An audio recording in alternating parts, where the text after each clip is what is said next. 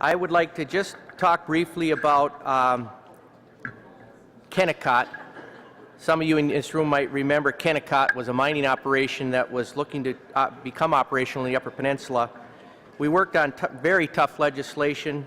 Governor Granholm signed that legislation, and I was there for the bill signing. She said that she looked at it as the toughest legislation for underground mining in the country, if not the world. I agree with Governor Granholm. I bring all that up to you because during that whole time, and it's still going on today, those that opposed the Kennicott operation were making statements, and still make them today, that Kennicott would only produce 70 jobs most, at best, only be in existence for 7 years, and it was the wrong thing to do. As of today, Kennicott has produced 400 jobs. They have spent, and I'm being conservative, but I believe they've spent around $400 million in our community. They also have spent over $50 million in infrastructure in our roads and in our region.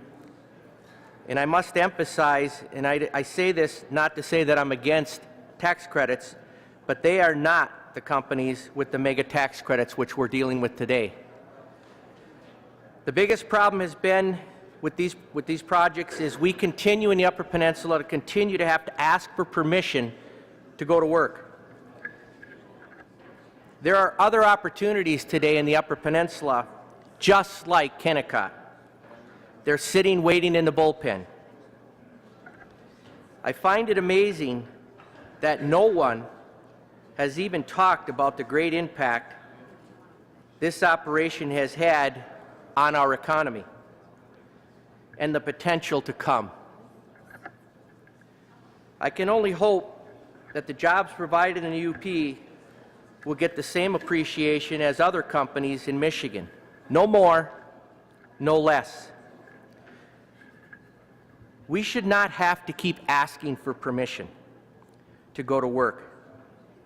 These opportunities are plentiful.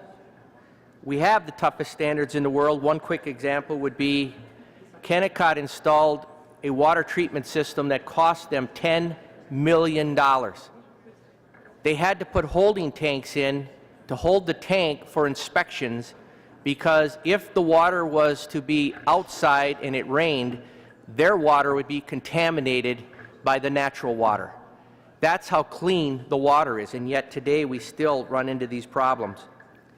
Mr. President, I can only hope that as we move forward, people start understanding the opportunities and the potential the Upper Peninsula holds with these opportunities. And my hope is that we come together not to diminish tough standards, but to uphold them and then respect them and allow these people to go to work.